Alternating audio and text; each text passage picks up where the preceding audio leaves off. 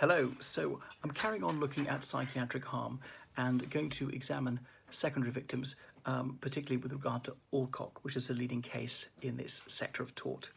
So secondary victims are those who didn't sustain physical injury nor were indeed at risk of it at the traumatic event, but nevertheless they suffered some psychiatric harm consequent on what they saw or heard.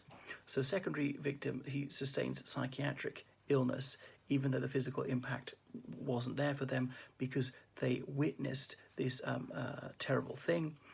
Some people dying or people sustaining serious wounds. So this type of victim is called a secondary victim. The Alcock case underscores the important challenges faced by secondary victims if they wish to prove their case, because the courts are keen to keep the number of valid claimants down, because it would just be too much. It would overwhelm the system. The courts would be inundated. Too much compensation would be paid. Then we couldn't have all sorts of events because there would just be unpayable compensation demanded. So Alcock is the leading case in this area because in it it lists the components or the conditions that need to be satisfied if secondary victims are going to succeed in proving their case. There were foreseeable victims, and there was also the duty of care that was owed, that was breached, that occasioned the harm. So Alcock against Chief Constable of US South Yorkshire, 1992. This was because of the Hillsborough Stadium disaster in 1989. Too many Liverpool fans going into that stadium in, I think it was Leeds, where they're playing against Sheffield Wednesday, and 96 people died, mostly by asphyxiation, 400 people injured, some of them in a permanent vegetative state. Tony Bland eventually had his life support system switched off a few years later. Anyway, so people were crushed to death, and it was ghastly for those who witnessed it. It was also horrifying for the police. People sustained mental lacerations, which would last a lifetime. So the kinsfolk of those who were killed in this disaster sometimes didn't experience any physical peril themselves, and they wanted compensation for the post-traumatic stress that they'd suffered consequent upon the horrendous scenes that they'd witnessed. Many claims were made by people who were inside the Hillsborough Stadium as the event occurred. There were also people outside the stadium and people who were at home when the incident transpired.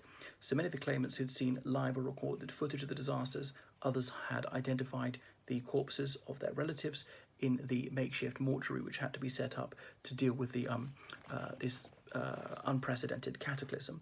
So Alcock shows us the possibility for a huge number of claims arising for psychiatric harm for people who've seen something terrible happen. And that's one of the reasons why we have these rules to limit those who can successfully claim compensation for psychological or psychiatric harm. So there has to be a close bond of love. There must be in a loving relationship, a first-degree blood relative, as in parent or child, husband and wife. It could be a fiancé and fiancée. In other cases, it's presumed in those cases. Other cases, it must be proven, and it's deliberately difficult to prove that. For instance, siblings are not able to do it. If you're just girlfriend and boyfriend, you'd have to prove it, and it'd be very, very difficult because we're going out for one day. Is that love, or are we going out for 10 years? There also has to be a spatial and temporal proximity. The claimant must have seen these scenes unaided. Okay, it can't be just watching it on telly. You must have been physically present. It's not sufficient to be informed about it subsequently. This comes from the McLaughlin against O'Brien. Here the plaintiff's spouse and 3 children were in a road traffic accident. She was informed of it later on. She went to hospital and they were there about 2 hours after the incident. She saw her family caked in filth and blood, and she heard that one of her daughters had been killed. As a result of this, Mrs. McLaughlin suffered a serious depression and underwent personality change. The negligence claim against the motorist who caused the accident failed in the courts. She appealed to the House of Lords and she won. Her psychiatric injury was reasonably foreseeable because the victims were her immediate blood relatives, and there was a proximity in time to the space to the accident. Immediate aftermath was 2 hours. Seems too broad to me.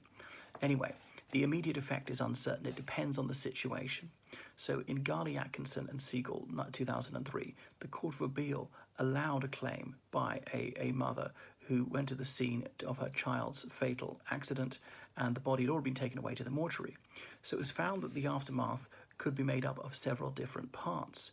In Taylor against A. Nova UK Limited 2013, the issue of proximity was dealt with differently. The timing of the immediate aftermath was mulled over by the Court of Appeal. The daughter was not there at the time and place when a workplace accident injured her mother, but nevertheless she was granted damages for psychiatric injury because her mum died at home 3 weeks later of the injuries sustained at that accident. So there's another thing, is how the shock is caused. Furthermore, the claimant must have sustained the immediate impact on his hearing or sight. So, as I say, sudden appreciation by sight of sound, a horrifying event which violently agitates the mind. Remember, those are the judge's word. So this instant shock necessity was not fulfilled in Sion against Hampstead Health Authority 1994, because a parent sustained psychiatric harm because he stayed by his son's bedside for a fortnight and saw his situation disimprove, and he died because of someone's negligence. North Glamorgan NHS Trust and Walters 2002, a mother, she sustained psychiatric injury due to events she'd witnessed over 36 hours when her child's condition had worsened and died. She was granted a remedy, financial remedy. The period leading up to the child's decease was regarded as a single long shocking event. So the courts are loath to broaden this head of liability, and that was found in Liverpool Women's Hospital NHS Foundation Trust against Ronayne 2015. The claimant said he'd suffered PTSD because he saw his wife's condition. She had terrible complications because of the hospital's negligence in performing an operation. So 10 days after the operation, his wife became gravely ill. She's put on a ventilator, and her body was terribly distended. It went down in time. But this hadn't been a single shocking event. It had gone on for 36 hours. It was a series of separate events. So it was dubious whether the claimant could have, it was really horrifying. He knew his wife was very unwell. He could have chosen not to go and see her, and he ought to have steeled himself, inured himself for some very upsetting scenes.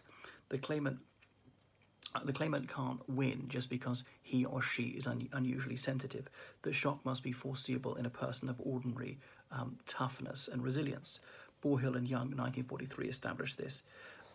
Anyway, so long as some level of psychiatric injury is foreseeable, the exact nature of it or the seriousness of it doesn't have to be foreseen.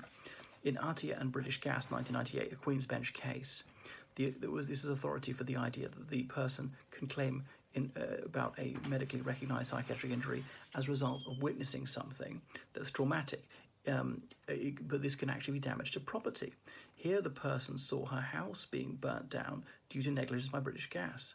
But bear in mind, the claimant in Atiyah could be seen as a primary victim because she's the one who suffered the property damage. The defendants owed a duty of care because of the neighbour principle. If a defendant has caused himself serious injuries due to driving without due care and attention, for example, then he is the primary victim, but of his own fault. So anyway, he was not liable to his father, who went to the scene as a member of the emergency services. There are policy reasons for that decision. So if you see Greater Rex against Greater Rex 2000. That's enough at the moment. Toodaloo.